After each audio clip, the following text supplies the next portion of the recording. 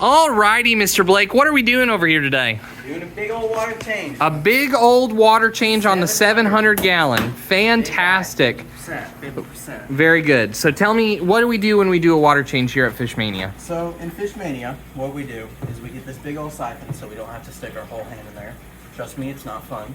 And obviously we start the siphon and we go in there and stick it down and see all that gunk? See all that gunk coming out? I see all the gunk. Keep it there for like a couple seconds. Make sure no gunk is coming out. Once it's done, stop it. Let all the stuff out. And do it again. Very good. Very fun. How do you start a siphon, Mr. Blake? How do I start a siphon? So on this guy, it's a little hard. So what I'm gonna do is I'm gonna change the little guy because it's easier on the little guy. So to start a siphon, I know there's some that have pumps, but the ones without pumps, you can put it in there, make sure all the bubbles are out, take it off, make sure it's going down, put it back in. Very good. Is it started? And it should be started. It is indeed started. Fantastic. Sometimes it's really just a trial and error thing. If you're learning to do it first time, it's just you got to keep on going, keep on doing it over. Keep on trying. So what I wanted to talk to you guys about today is why is it important to do water changes in your tank? I think it's very important for most setups, unless you set it up otherwise. There are different ways that you can set up a tank to not do water changes, but the base fact is that nutrient export has to happen. It can't just stagnate. When you drive down the road and you see a little puddle in a ditch on the side of the road that has that weird film on top, everything's dead inside, the plants, the everything, that is stagnation. Stagnation is not good. There's too much nutrients. There's not enough things exporting that nutrients, not enough gas exchange on the top of the water to release any of the CO2, so it kills everything.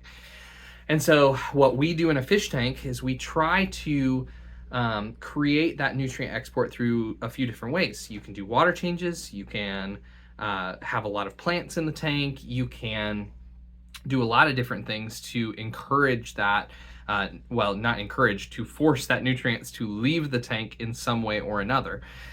Water changes just seem to be the easiest way for a lot of people, because when you try to do it with just plants, it ends up being a balancing act. You're trying to make sure that your plants are growing, that your nutrients is not building up too much. And so what I usually recommend for people is water changes, small amounts of water changes over time, to keep that clean water coming in and the dirty water going out. Now, there's a few different reasons that I think that water changes are important. And they don't exactly only consist of the health of the fish. They also consist of the health of your hobby. When you do water changes versus doing an automatic water change system, I've had an automatic water change system at home through dosers and whatnot. I've never done a drilled automatic water change system, but you know what ended up happening? I ended up spending less time with my tank. I ended up missing things that were going wrong with the tank. I ended up not paying attention when I should have, and in the end, I just didn't get as much enjoyment. Even though in the moment, a water change is awful. It's terrible. It's the worst thing you have to do.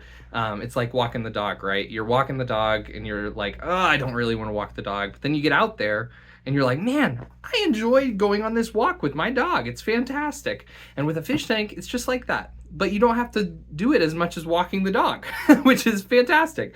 But you get in there, you're watching the fish behavior, you're seeing how your plants are doing, you're really taking a deep look at your aquarium, you're trimming plants, you're really paying attention to it. And that in and of itself is a lot of enjoyment that you can get from your fish tank. And B, very healthy. It's like a doctor's appointment.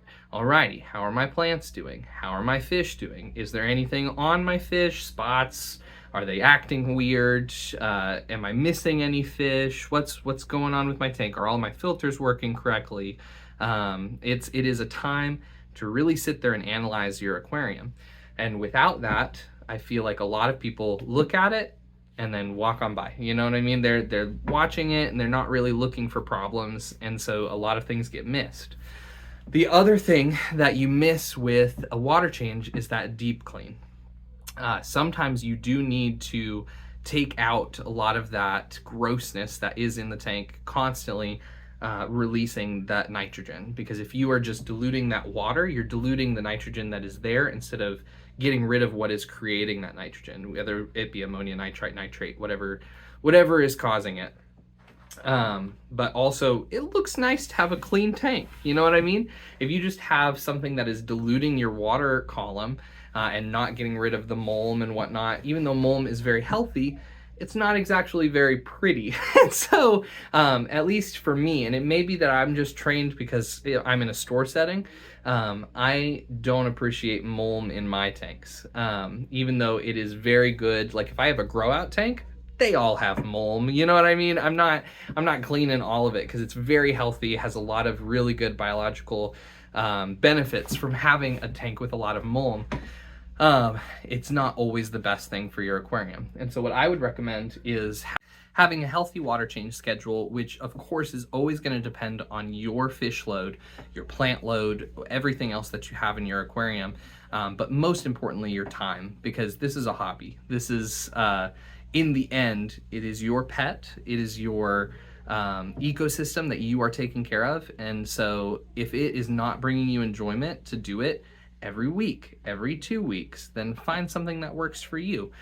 Because in the end, that is what's going to keep them alive and keep them happy, is your happiness, not something that's unsustainable. Find something sustainable, find something healthy, find time to look at your tank and really observe it. And I find that water changes do that really, really well. In any case, I hope you guys have a great day, a great week, and I hope your tanks are doing good. I'll see you next time.